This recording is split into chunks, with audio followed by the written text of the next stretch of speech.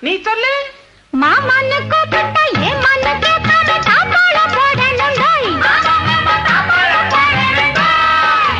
மானன்னு தேனின்னு மல்லிகை பூ வச்சு மாரோட சாய்க்கணும் டோய். ஆம்பளதான் பெத்துக்கணும், ஆரிரரோ பாடிக்கணும், ஊருலகம் மிச்சும்படி வாணியெல்லாம் வச்சுக்கணும்.